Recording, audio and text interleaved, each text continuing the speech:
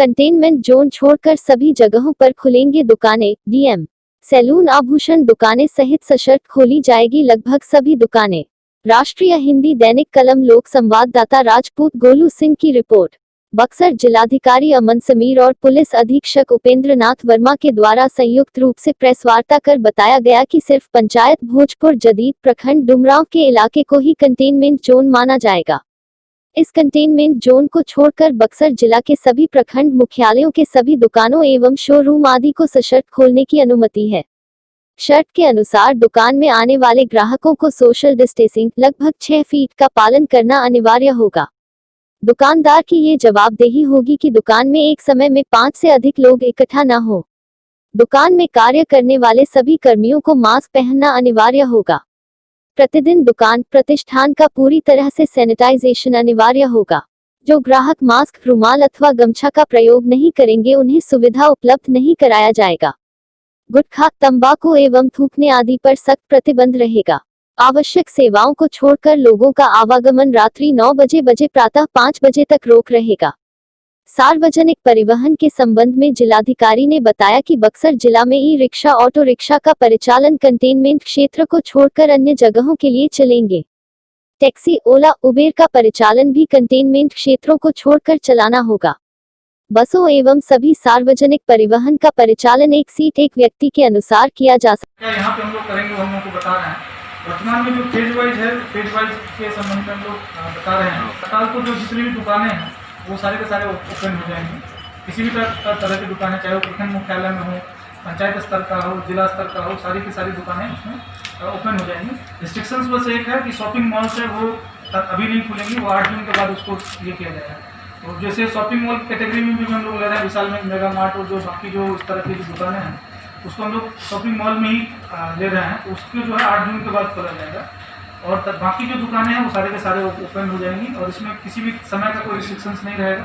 जैसे यथावत पहले खुलती थी उस वैसे ही उसमें रहेगा। रिस्ट्रिक्शंस बस इतना है कि लॉकडाउन का जो अभी जो अनलॉक 1 में जो गाइडलाइंस आया है, जो कर्फ्यू है वो रात के 9 बजे से सुबह 5 बजे तक का है। उस रात के 9 बजे से 5 बजे के बीच में जो भी रिस्ट्रिक्शंस होंगी, उसके अलावा जो दुकान खुलने का कोई रिस्ट्रिक्शंस नहीं है, तो हर एक दिन खुल सकती हैं। उसमें हम लोग की तरफ से कोई दिक्कत नहीं है।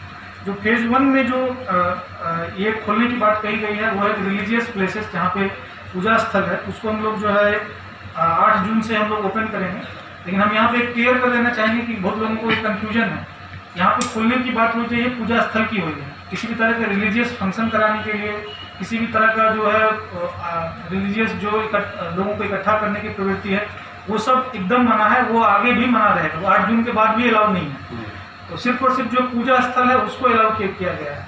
किसी भी तरह का जो धार्मिक जो जहाँ पे लोग इकट्ठा होते हैं उस तरह वो सब अभी भी प्रतिबंधित है। जो भी होटल्स वगैरह, जो रेस्टोरेंट्स वगैरह चल रहे थे, वो होम डिलीवरी का ही चालू रहेगा। अभी वो खोल नहीं सकते हैं, 8 जून के बाद उनको खोलने दिया जाएगा। साथ साथ स्कूल्स और के संबंध में जो है उसके संबंध में आगे निर्णय आएगा, उसके बाद हम लोग उस पर कार्रवाई करेंगे। उसके अलावा जो है cinema halls, gymnasium, swimming pool, entertainment parks, theatre, bars, auditorium या अन्य जो इस तरह के जो स्थल हैं वो सब का सब बैन है। अभी भी मतलब उस पर किसी भी तरह का कोई छूट नहीं है। तो संभवतः जो पार्क है यहाँ पे होंगे या अन्य जो सिनेमा हॉल है उस पर भी किसी तरह का कोई छूट नहीं है। इसके संबंध में अलग से जो भी निर्णय आएगा उसमें हम लोग अलग से करके आप लोगों को बताएंगे। उसके बाद जो नाइट कर्फ्यू के बारे में हम लोग बता ही दिए हैं।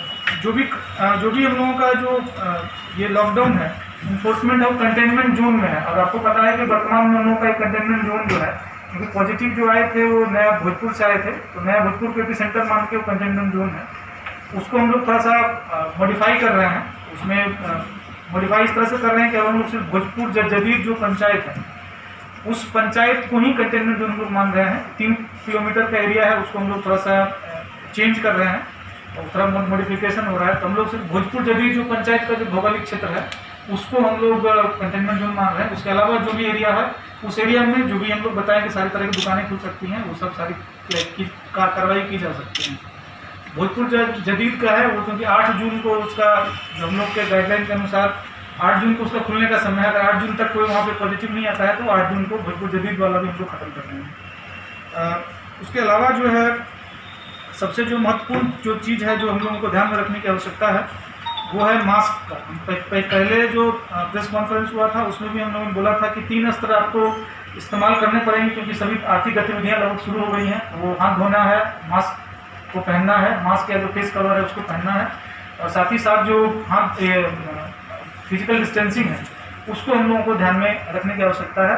और दुकान खोलने के संबंध में भी एक बात वहाँ पे मिस कर गए, तो उसको हम पुनः ऐड कर दे रहे हैं कि एक दुकान में जो है 5 से ज़्यादा ग्राहक वहाँ पे नहीं रहेंगे, और सभी लोगों को है 6 फीट का दूरी उनको बना के रखना है, सोशल डिस्टेंसिंग का पालन करना है।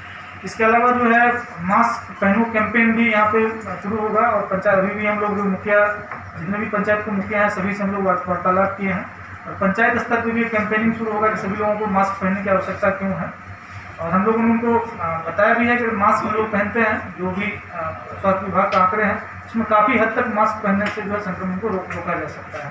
तो मास्क पहनना जो है बहुत ज़्यादा महत्वपूर्ण हो गया है। इसके संबंध में हम लोग विस्तृत गाइडलाइंस भी दे रहे हैं, और विशेष कैंपेन भी शुरू होगा। परिवहन का गाइडलाइंस है, आप लोगों ने सभी लोग पढ़ लिए होंगे यहाँ पे। तो वहाँ पे बस स्टैंड पे व्यवस्था की गई है। बस स्टैंड पे हम लोगों ने माइकिंग की व्यवस्था की है, ताकि वहाँ पे जो ड्राइवर का क्या कर्तव्य है, खलासी का क्या कर्तव्य है, जो भी यात्री हैं उनका क्या कर्तव्य है, उसके बारे में वहाँ पर अनाउंसमेंट होता रहे। साथ साथ जो भी बस पे जो चढ़ें तो वहाँ पे हाथ धोने की व्यवस्था हो, प्लस में मजिस्ट्रेट और पुलिस प्रतिनियुक्त वहाँ पे किए गए हैं, ताकि इस चीज़ों को कम से कम शुरू के 7-8 दिन हमको लगता है बहुत ज़्यादा मॉनिटरिंग की आवश्यकता है, क्योंकि लोग वहाँ पे अफरा तफरी का माहौल नहीं हो। वो प्रतिनियुक्त कल ही आदेश से कर दिया गया है। और साथ ही साथ जो है जो हमको बता रहे थे कि मास्क पहनने 2-3 चीज़ों को चेक करने के लिए है, वो गश्ती दल घूमता रहेगा मजिस्ट्रेट और पुलिस का। उसका उनका मुख्यतः 3 काम होगा। वो पहला काम होगा कि जो भी मास्क जो नहीं पहन रहे हैं, अब उसमें क्या है कि रोको टोको अभियान तरह से चलेगा, कि जो भी होगा रोक के उनको बताएंगे कि मास्क आपको पहनना है। दूसरा जो है इसमें होगा कि जो भी गश्ती दल है वो दुकान जाके चेक करेगी, अपने जो भी उनके क्षेत्र के अंतर्गत है दुकान पे चेक करेगी कि वहाँ पे सोशल डिस्टेंसिंग का पालन हो रहा है कि नहीं, या फिर दुकान वाले ने वहाँ पे जो है ग्लव्स पहनना या हाथ धोने की वहाँ पे व्यवस्था वगैरह की गई है, इसको चेक करेंगे।